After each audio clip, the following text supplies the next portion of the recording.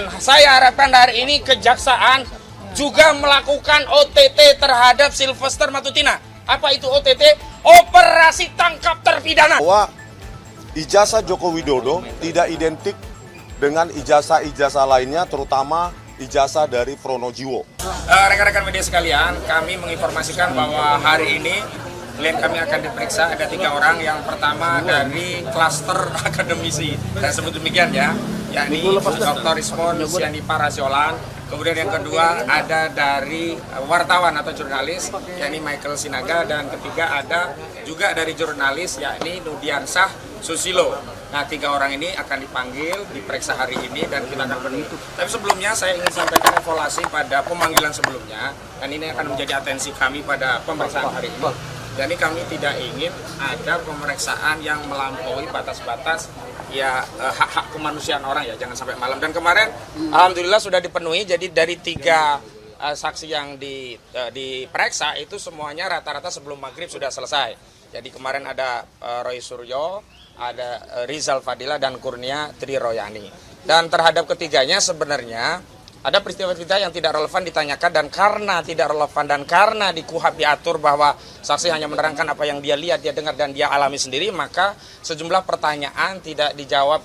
Karena apa? Karena lokus dan tempus deliktinya tidak dihadiri oleh saksi. Misalnya Pak Roy Suryo ditanya di peristiwa 22 Januari 2025. Tentu saja Roy Suryo tidak bisa menjawabnya karena memang di 22 Januari 2025 itu tidak ada di lokasi.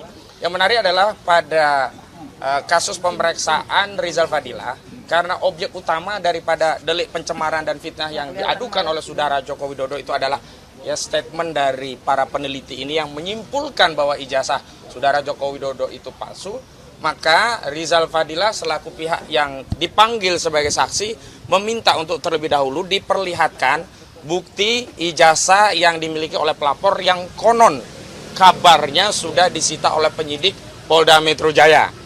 Namun karena ya tidak ditunjukkan barang bukti itu, maka Rizal Fadila kemudian keluar dan pamit untuk tidak diperiksa. Tapi kemudian dipanggil lagi untuk diperiksa di PAP, tetapi sekali lagi ketika masuk pada pertanyaan-pertanyaan yang tidak relevan, saksi Rizal Fadila menyampaikan keterangan keberatan untuk menjawab apa yang ditanyakan oleh penyidik sebelum ijazah yang diklaim sudah diserahkan oleh pelapor, yakni saudara Joko Widodo, kepada penyidik Polda Metro Jaya itu diberitahu atau ditunjukkan. Nah, untuk Kurnia Triroyani juga sama, cuman Kurnia Triroyani agak lama. Dan sama dengan yang lainnya, ya diperiksa dalam salinan berkas sampai 24 berkas, dan ini yang menjadi lama. Khusus Pak Roy Suryo itu ada 114 pertanyaan tapi hanya 85 saja ya yang kemudian dijawab dengan ya katakanlah ya copy paste begitu, karena memang banyak yang tidak terkait, hanya sekitar 15 yang memang berkenaan dengan peristiwa yang dialami Pak Roy Suryo, maka dijawab. Selebihnya Pak Roy juga berkeberatan karena memang tidak ada dalam peristiwa-peristiwa yang ditunjukkan. Apa peristiwanya? Yakni sebenarnya peristiwa-peristiwa itu masuk kategori kemerdekaan berpendapat di hadapan publik yang itu dijamin dalam pasal 28 Undang-Undang Dasar 1945.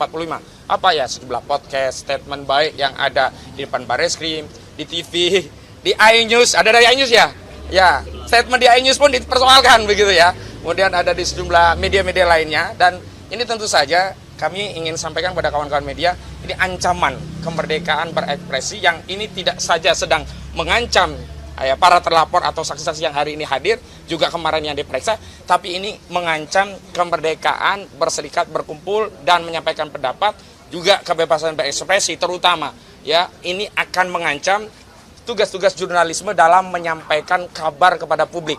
Padahal banyak saksi yang hadir itu dia hanya nyuting, hanya mengupload dan kemudian menyebarkan, tidak terlibat dalam statement di acara-acara yang diadakan atau statement-statement dari tokoh-tokoh yang berkenaan. Tapi tetap saja ditarik sebagai pihak. Bahkan di klaster kedua itu ada 12 terlapor. Kalau sebelumnya hanya 5 terlapor, yang sebelumnya juga tidak disebutkan nama secara lengkap, hanya inisial, yakni ES, ya RS, RES, TT, dan K. Tapi kemudian kita tahu hari ini ada 12 terlapor yang juga tidak diakui oleh saudara Joko Widodo sebagai pihak yang mencemarkan dirinya.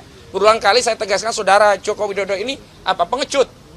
Nah, dia merasa dihinakan, merasa direndahkan, tapi tidak tunjuk hidung siapa orang yang hanya menyampaikan peristiwa. Kalau dalihnya ini teknologi digital, khawatir AI ya, nggak masuk akal. Buktinya Pak Yusuf Kalla, keluarganya melaporkan, itu kan juga video, tapi langsung tahu yang dimaksud itu adalah Sylvester Matutina. Nah, kepada hal itu, maka hari ini saya akan spill dulu ya, karena ini bagian dari kasus ini. Pertama, saya ucapkan selamat kepada Komisi Pemberantasan Korupsi yang telah mampu melakukan OTT terhadap Emmanuel Ebenezer Wamenaker ya, yang terduga kasus korupsi. Dan saya harapkan hari ini Kejaksaan juga melakukan OTT terhadap Sylvester Matutina. Apa itu OTT? Operasi tangkap terpidana, ya. Jangan sampai ada terpidana masih bisa berkeliaran yang belum punya status saja, ya, belum punya status loh itu. OTT itu belum punya status, ya. Emmanuel Ebenezer itu belum punya status, tapi bisa ditangkap. Kenapa terpidana, ya? Ini kok nggak ditangkap kemarin alasannya sakit. Jangan-jangan bener nih Sylvester lagi mencret-mencret di rumah ini. Ketakutan luar biasa, takut ditangkap oleh jaksa. Bagi jaksa nggak usah pedulikan mau mencret kayak mau ngapain kayak, tetap tangkap. Karena itu adalah tugas, kewenangan dan tanggung jawab jaksa, ketimbang institusi kejaksaan tercoreng ya hanya gara-gara tidak menjalankan kewenangannya untuk menangkap terpidana yang sudah inkrah 6 tahun. Nah, hari ini kami juga ingin menegaskan nanti ada tim-tim yang akan mendampingi, dan hari ini alhamdulillah di tengah-tengah kita ada juga koordinator litigasi ya, nanti Bang Petrus Sudesjo juga akan menyampaikan. Baik, ke prinsipal dulu ya. Tapi yang jelas kami nanti akan batasi bahwa pemeriksaan maksimal maghrib. Ya, jika memang dibutuhkan waktu tambahan reschedule. Kita ini warga negara, nggak lari seperti Sylvester Matutina. Panggil ulang nggak apa-apa. Jangan memaksakan sampai jam 4 subuh seperti yang dialami oleh saksi Sunarto. Baik, untuk yang pertama kali saksi yang akan diperiksa adalah Rismond Sianipar Hasiolan. Kepada Pak Rismond dipersilakan. Makasih, Bang. Ya, lanjut aja. Ya. Agak ke tengah dikit, sorry. Agak ke tengah ya. Bang, tengah bang. Agak geser. Oh. Buku biar konsen buku tapi ya. Oke. Oh, iya. Oh, saya mau tunjukkan, dipamerin Bang. Mau sekalian. dipamerin. Iya, pamerin. Nah, jadi apa namanya, kita membuktikan sekali lagi bahwa ini akan di grand launching tanggal 27 Agustus ya, sekitar 700 halaman.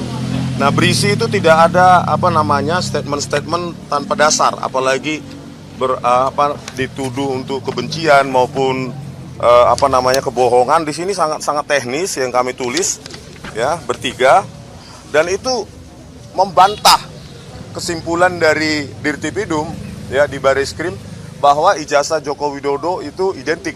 Nah, di sini kami bantah secara ilmiah, secara teknis dan secara saintifik ya, bahwa ijazah Joko Widodo tidak identik dengan ijazah-ijazah lainnya, terutama ijazah dari Pronojiwo. Banyak metode forensik yang kita tuliskan, dan ini di dalamnya ada kode program ya, kode program bisa direkonstruksi, bisa diuji ya, di-challenge, didiskusikan oleh mereka yang punya kemampuan untuk itu. Jadi oleh karena itu kita akan apa namanya membuktikan kepada penyidik bahwa kami punya dasar untuk membantah apa kesimpulan dari Bareskrim, gitu ya.